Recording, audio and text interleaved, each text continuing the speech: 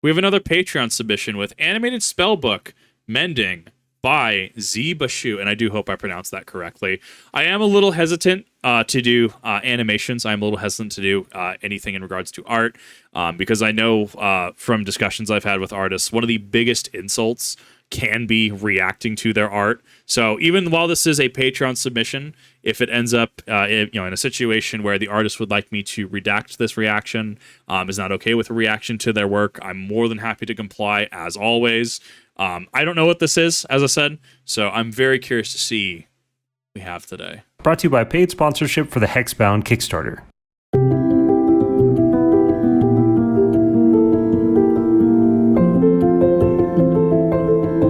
Hey, welcome back. Today we're going to go over a cantrip, which is one of the first choices for any utility caster and one of the last choices for anybody playing at a Wargamers table. Because spells like Mending don't have inherent power levels, but rather they are super DM dependent. Because it comes with a big packet of questions, and I'll do my best to answer some of those questions as though I were your DM. But I'm not your DM, okay? Some of my rulings are meaningless and they can't hurt you. They might. I actually really love his art style, though. I love all of this. It's kind of reminding me of 80s from animated Hercules in a little bit of ways. Hurt you, but they can't hurt you because they hold no weight at any table but my own. Before we go into the questions, though, let's go into the text. This spell repairs a single break or tear in an object you touch, such as a broken chain link, two halves of a broken key, a torn cloak, or a leaking wineskin. As long as the break or tear is no larger than 1 foot in any dimension, you mend it, leaving no trace of the former damage. Okay. Seems pretty reasonable. Seems fairly straightforward. There's definitely be some interplay. The one dimension is actually very tech here. Cause like what's the funny knife, the German one? That's like a triangle but twisted, the one that leaves a hole. So what happens if, I don't know, you run into an encounter where you have a bandit with a bunch of those, just like greatsword status though, right?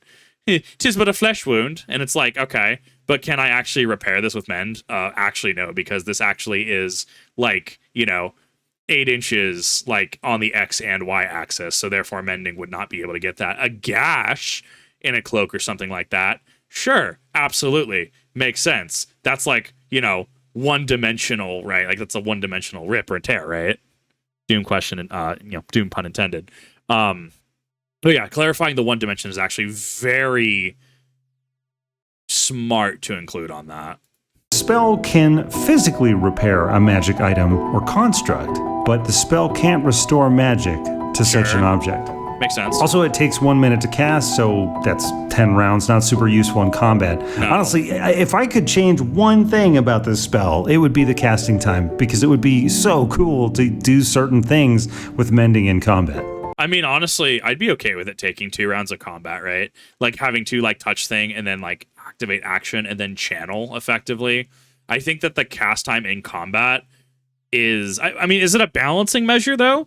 Because something like that tells me that I guess it depends. Yeah, so this actually feeds into the GM dependency. So what happens when you have a situation where you have a magical cloak or something that gets torn, right?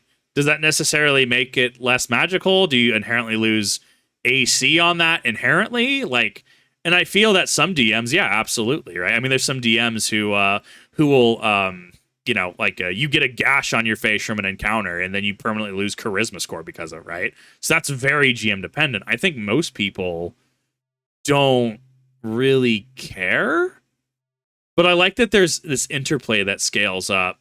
Knife's name is Jagged Commando, and I hope I'm pronouncing that correctly. Thank you for that, though. All right, Larry has prepared some questions for us.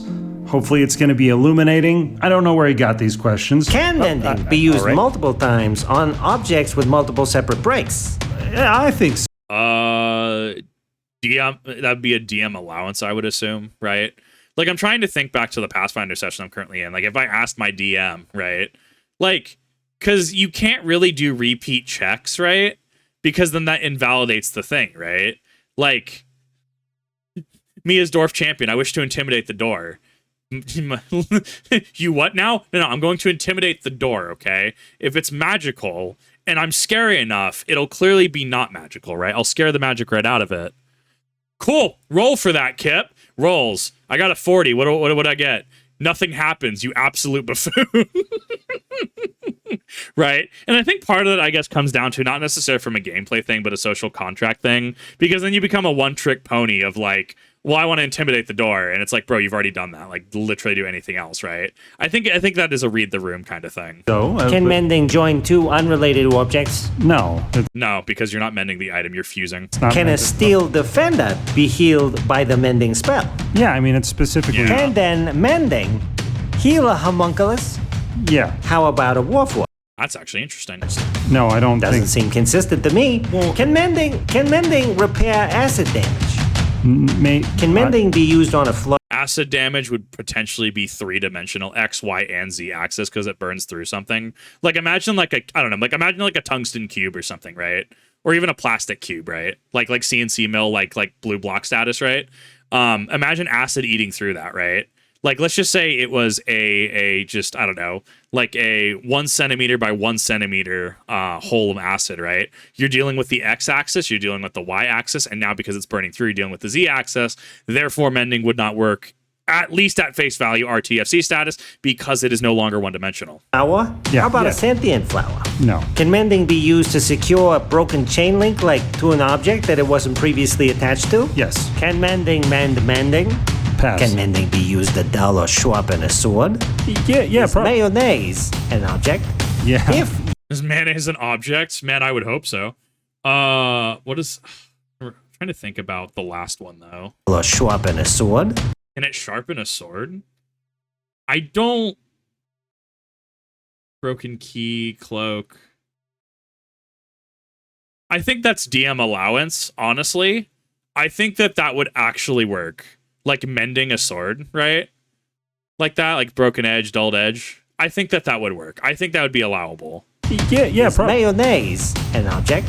Yeah. If you are mending a broken object less than 2 feet in length, could you mend each side to create 2 objects? No. In that case, could mending be used to somehow communicate? No. Like if you cut something into 3 pieces and the middle section is less than a foot wide. No. You could write, can the break be a bomb? What? Can the break be a bomb? What you're saying is nothing. Can the mended section be a bomb? Oh, I guess if it was Can before. mending reattach limbs? No. No, that would be something. I know Pathfinder, that'd be something like medicine, right? I don't know what the D&D club. I'm assuming it's medicine D&D as well. That is a very specific check. The corpse an object?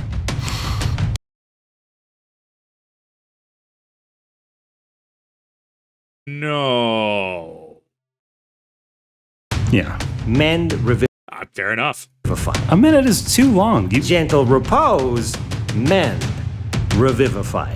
fucking I have no idea what that even is. fine. Yes. Are you happy? No. Is this what you want? No, wrong. All of these are wrong answers. What are you talking about? The answer is no. It's a trick list. Oh, you fucking what? Gen X's trick fuck the list? game. It used to be a war game. I'm actually a millennial. No, you're not. You fucked the game, I didn't. and now you're teaching other people how to fuck the game. I'm teaching people how to play the game. You know what? Oh, I love that. Honestly, that was banger though. I loved that. That was a lot in a very short period Thanks of for watching time. this animated spellbook brought to you by a paid sponsorship from the Hexbound Kickstarter. It's made by the same people as The Deck of Many and Humblewood. It's Hit Point Press. And it's a rad supplement with a bunch of witch-based subclasses, spells, potions, familiars, and more. So if you want some more witchy options in your 5e game, check out the link in the description or on the screen at the end of the video. Also, there's a mobile app. Flawless. I don't know what that means yet, but looks like it might be augmented reality, which would be cool as hell. Also, a little quick thanks to the people in the Twitch stream. They gave me a bunch of cool ideas. You can go back and watch the VODs, I guess, if you want to see where things came from and when. Specifically, somebody phonetically spelled out homunculus, which just cracks me up every time I watch the episode. And finally, this is not meant to be an episode that's all about disparaging war gamers and OSR people. It's about a card shop where grown-ass people get into arguments about dumb shit. Yeah. That is a very important element of a comic book store to me. And the fantasy would not be complete without a little bit of conflict. So, Happy New Year. It's been a long time. And, follow? No, yeah, subscribe. Like and subscribe. I honestly love this. This was super cool to watch. I'm more on the Pathfinder thing now. Not that I really have anything against Dungeons and Dragons.